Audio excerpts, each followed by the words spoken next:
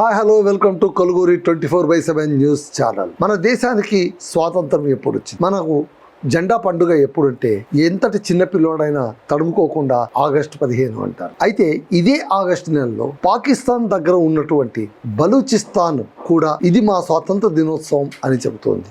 అది ఇప్పుడు చాలా సంచలనం కలిగించే అంశంగా వైరల్గా మారింది.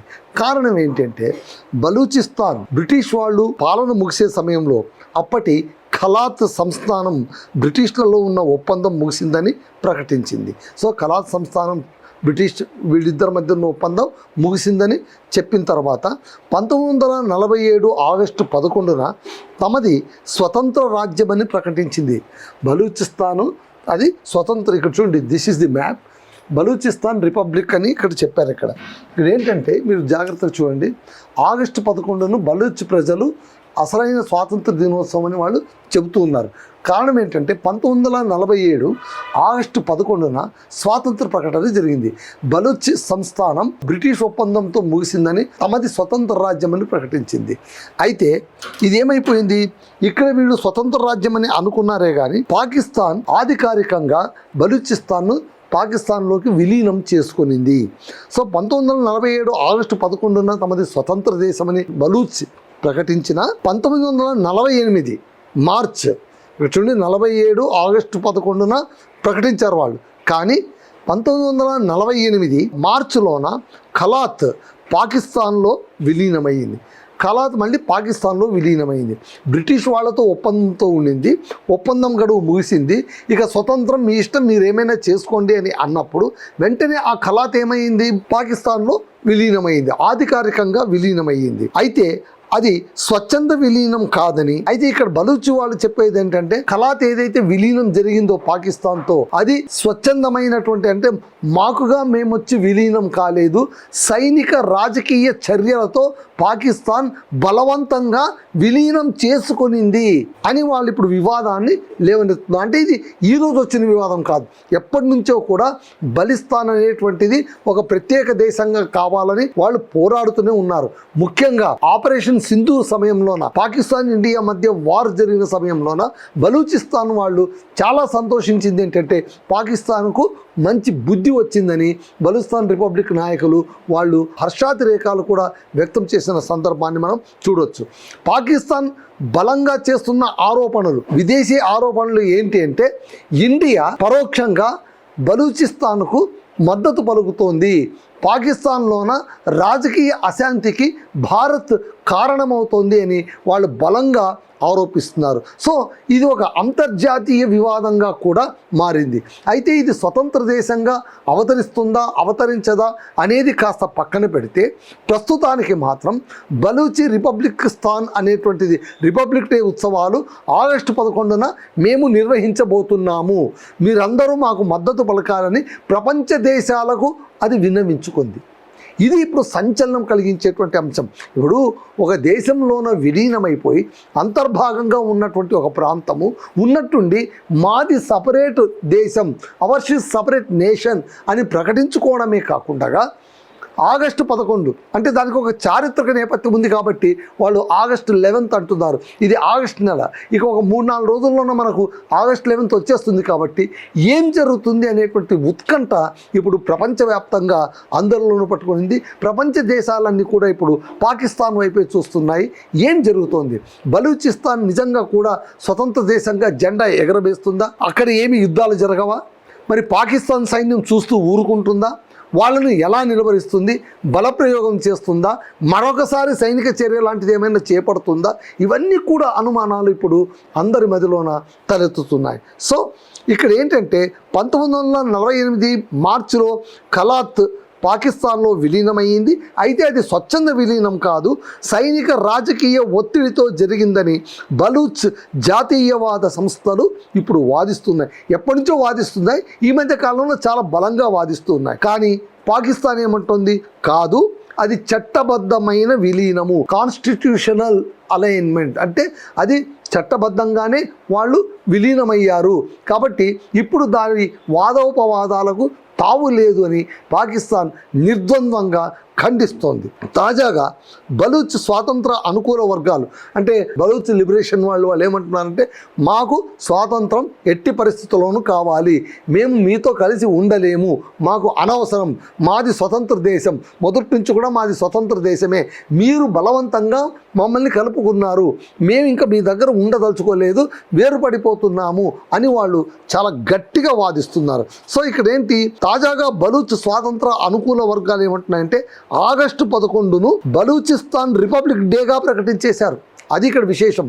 ఆగస్టు 11ను వాళ్ళంటే ఆగస్టు 11న అయితే బలూచిని బ్రిటిష్ సంస్థానం ఒప్పందం ముగిసిందని ప్రకటించిందో, మీరు ఇంకా స్వతంత్రంగా ఉండొచ్చు, మీ ఖతర్ ముగిసిపోయింది, ఒప్పందం ముగిసిపోయిందని ప్రకటించిందో, అదే ఆగస్టు 11ను ఇవాళ వాళ్ళు బలూచి రిపబ్లిక్ డేగా ప్రకటించుకున్నారు. ఆగస్టు 11ను బలూచిస్తాన్ రిపబ్లిక్ డేగా ప్రకటించారు. ప్రపంచవ్యాప్తంగా బలూచ్ ప్రజలు ఈ రోజును స్వాతంత్ర దినోత్సవంగా నిర్వహించాలని పిలుపు కూడా ఇచ్చాయి.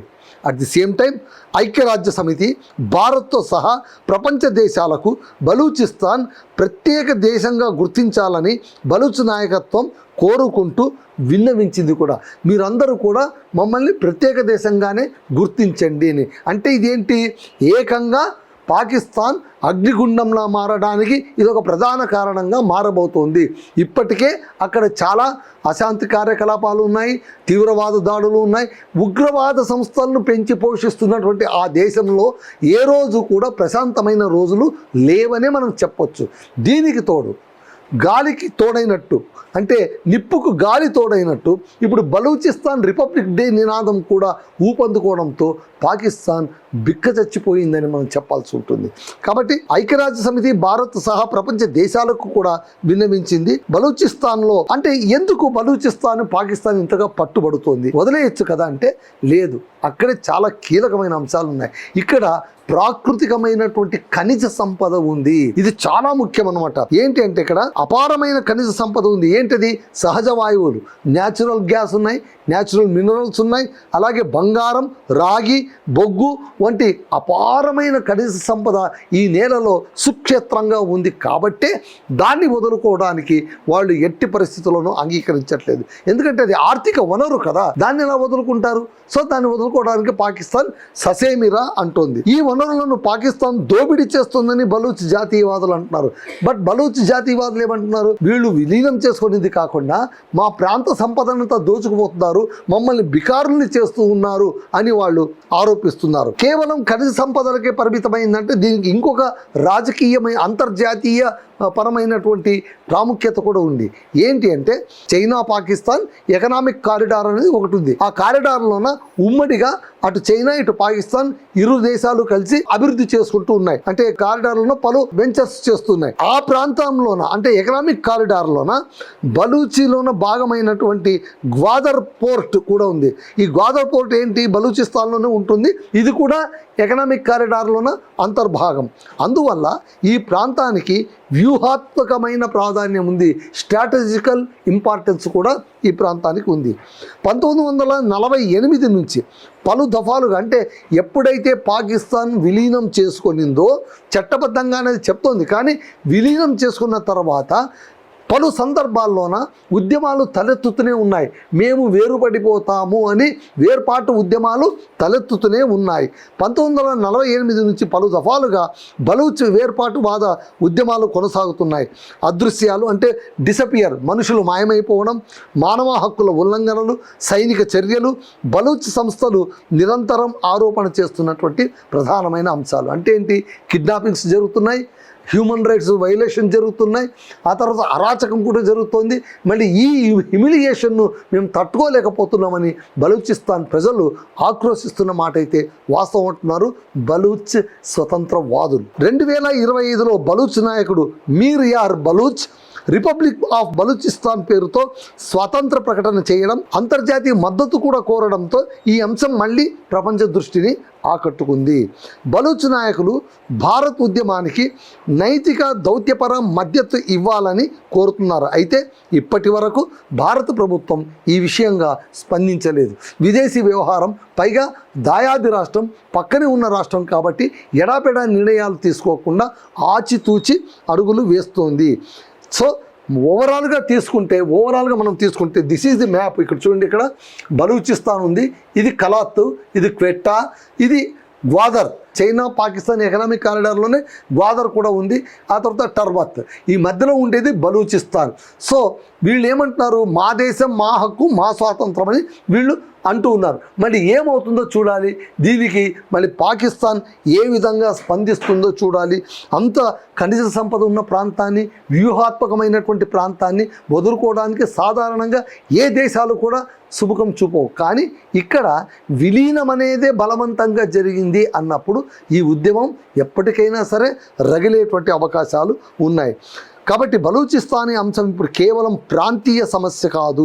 పాకిస్తాన్ అంతర్గత రాజకీయాలు, చైనా వ్యూహాత్మక ప్రయోజనాలు, అరేబియా సముద్రంలోని భద్రత, దక్షిణాసియా భౌగోళిక రాజకీయాలపైన కూడా ప్రత్యక్ష ప్రభావం చూపేటువంటి అంశం ఈ బలూచిస్తాన్. చూద్దాం మళ్ళీ ఆగస్టు 11న స్వతంత్ర జెండా ఎగురుతుందా, ప్రపంచ దేశాల మద్దతు దొరుకుతుందా, ఐక్యరాజ్య సమితి దీనికి అంగీకరిస్తుందా, పాకిస్తాన్ ఏ మాత్రం రచ్చ చేయకుండా సరే తీసుకోండి మీ ప్రాంతం మీరు అని అంటుందా, లేదా ఖబర్దార్ అని మళ్ళీ సైనిక చర్యలకు పూనుకుంటుందా? అదంతా కూడా మనం ఆగస్టు 11న చూడాల్సిందే. అదండి సమాచారం.